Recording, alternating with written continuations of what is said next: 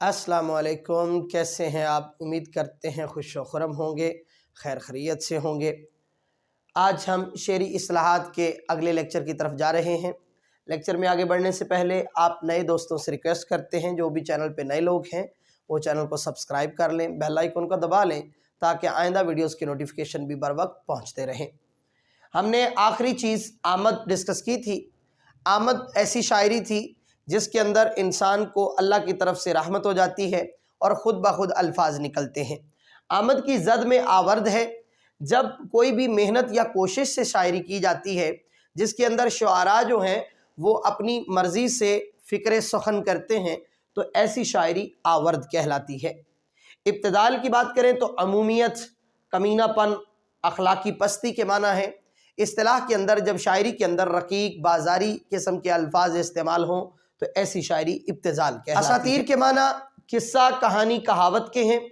जब शुआरा अपनी शायरी के अंदर कदीम किस्सों को, कदीम दास्तानों को बयान करते हैं तो शायरी की इस्तिलाह में ऐसी शायरी असातीर कहलाती है। बात करेंगे इबहाम की, पोशीदा कहना, खुलकर बयान ना करना, ये तो इसके लुग़वी और लफ्ज़ी माना है, मगर शायरी की इस्तिलाह में इबहाम ऐसी शायरी को कहते हैं जिसके अंदर शुआरा अपने मज़मून को अपने अल्फाज के ज़रिए मुकम्मल तौर पर वाज़े न कर सके, कारी पढ़ने वाला उनकी बात को उस तरह से ना पहुँच पाए जिस तरह से शायर उसको समझाना चाहता था, तो ऐसी शायरी इबहाम का शिकार कहलाती है। बलागत की बात करें तो इसके माना आली दिमागी, खुश बयानी के हैं।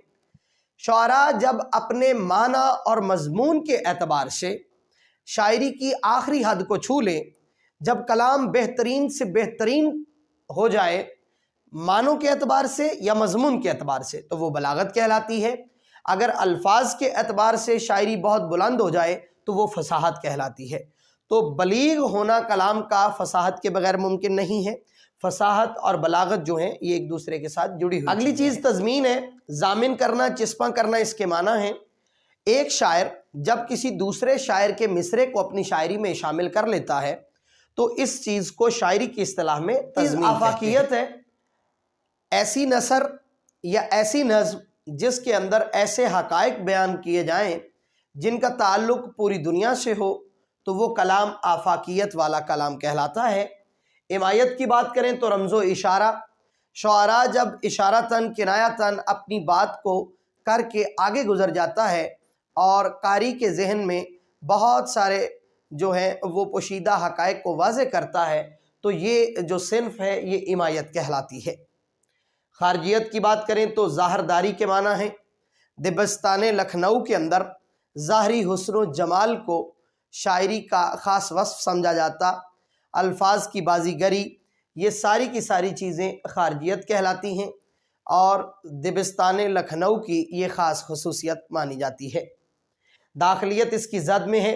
बातनी कैफ़ियत, दिली जज्बात, लतीफ़ एहसासात को बयान करना शायरी के अंदर, और इस्तिलाह में ऐसी शायरी दाखिलियत कहलाती है।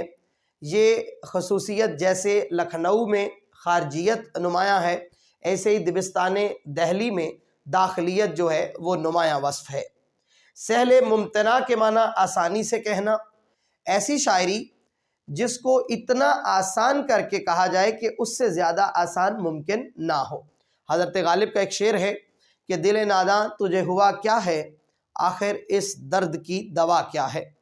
तो ऐसी शायरी सहले मुमतना कहलाती है जो इंतहाई आसान लफ्ज़ों में बयां की जाए।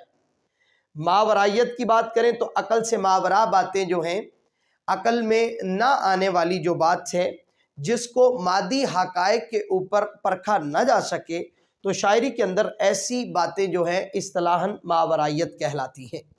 जैसे मौजज़ात की बात है मिसाल के तौर पे, तो ये मादी हक़ाइक़ पर मबनी चीज़ नहीं है, बल्कि ये एक ख़ास चीज़ है जिसको दुनिया के हक़ाइक़ से जांचा नहीं जा सकता।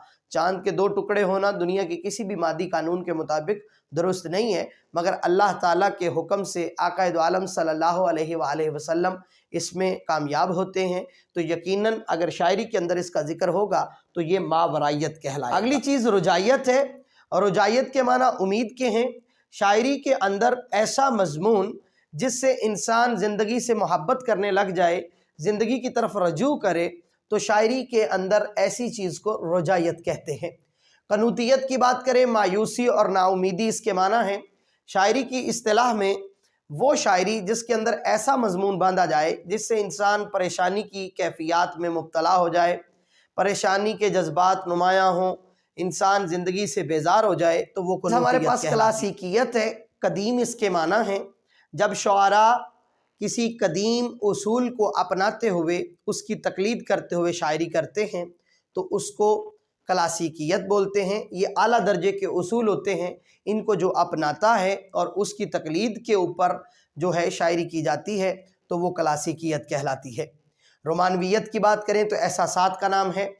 جب شعراء ایسا مضمون اپنی شاعری میں باندھتے ہیں جس کے ذریعے انسان کے جذبات ابھریں، جس سے انسان کو زندگی کے مختلف چھپے ہوئے مظاہر بھی نظر آئیں اور اس کے جذبات اور احساسات کا مکمل اظہار ہو، تو وہ رومانویت کہلاتی ہے۔